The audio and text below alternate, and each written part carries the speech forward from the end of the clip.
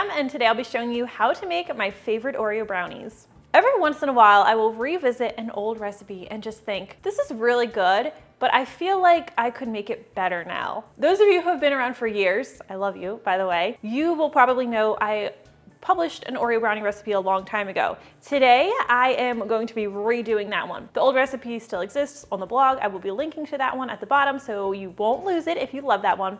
But today, we're going to do it even better. We're going to start with 4 ounces of chocolate. Chocolate chips would work, but I prefer to use a chocolate bar. This is a 60% baking bar. Semi-sweet would also work just fine. So I'm going to just chop this up real quickly to pieces because we're going to be melting it, and chopping it helps it melt more evenly.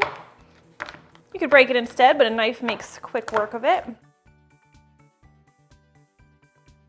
going to transfer this to my microwave-safe mixing bowl because I will be melting this in the microwave, but alternatively, you could melt yours in a double boiler on the stovetop instead. Now we'll also need some butter. This is 10 tablespoons of unsalted butter, and I'm going to cut this into about tablespoon-sized pieces just because it's going to also help it melt faster and more evenly. Give that one a quick cut.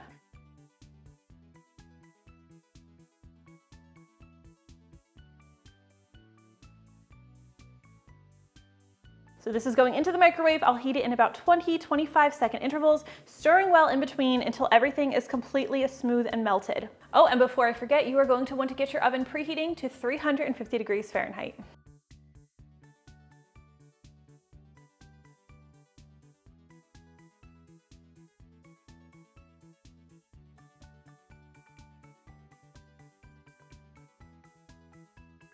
All right, once the butter and chocolate are completely melted, I like to add my cocoa powder immediately. This is 1/2 cup of cocoa. I like to use Dutch processed cocoa just because it gives it a richer flavor, but natural cocoa would work really well.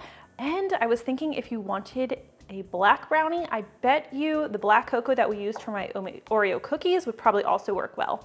Wouldn't have as strong of a chocolate flavor, but if you try it, let me know what you think. So I add the cocoa powder right away because the warmth from the butter and the chocolate is just going to help a little bit in blooming the cocoa and giving us that nice chocolate flavor that you want when you're making brownies. Okay, this looks great. I'm going to set that aside and grab a separate bowl. Now, with my brownies, recently I've added in an extra bowl and an extra step to my recipes, but it's not for no reason. Let me talk you through it. First, we're going to start with 2 large eggs. I'm going to crack these right in the bowl.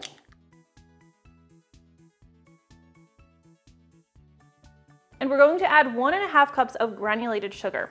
So I do this in a separate bowl because I then like to whisk these together vigorously. I'll whisk them until the eggs are nicely mixed and the mixture has lightened. So you'll notice that it becomes a smoother, more aerated, light yellow color.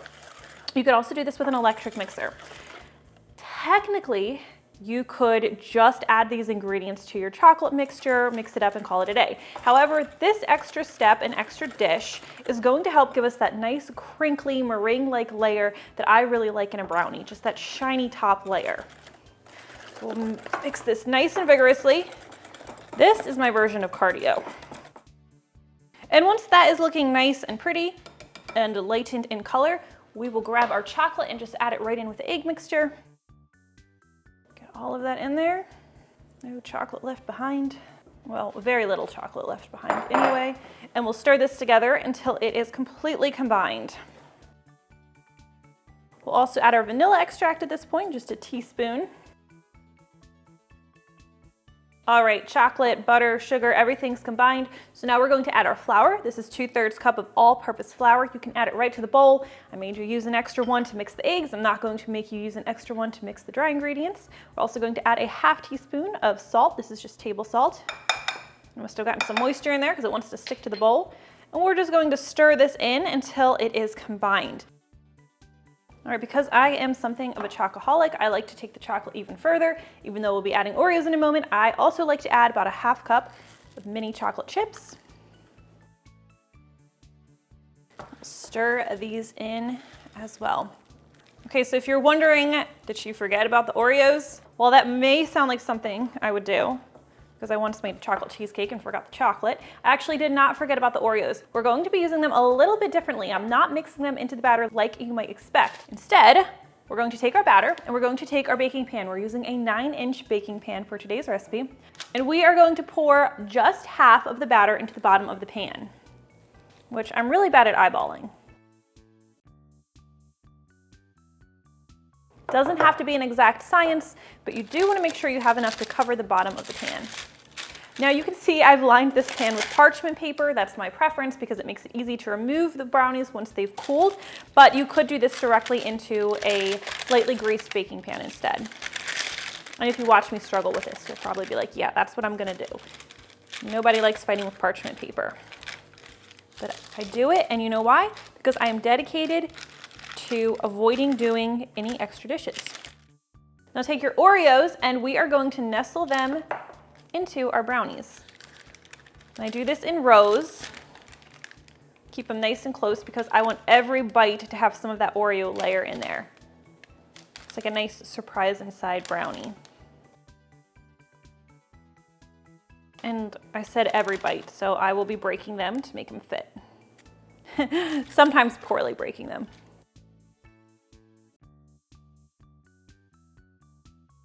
If you're counting along with me, that's 20 Oreos you'll need for the center layer. Now let's add the rest of our brownie batter on top. We'll spread this evenly over the cookies. Oh, this smells so good. This looks so good. I can't wait for you to try this. Now we'll take a couple more Oreos, like 5 more Oreos, and I'll just break them over the surface. And I feel like it's a little awkward when I just break them because it can be a little bit thick, so I will split them in half too. Just press them on top.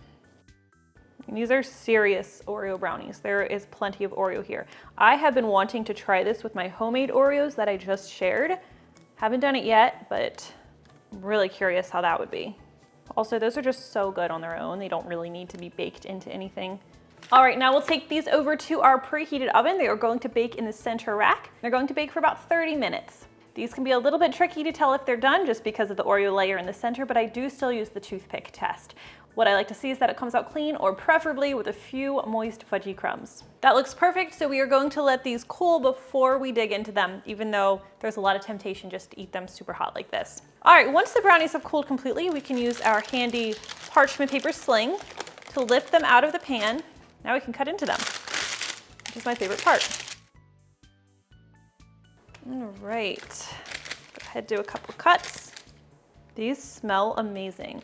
They could be a little bit cooler, but personally I like them a little bit warm. All right, let's take a look.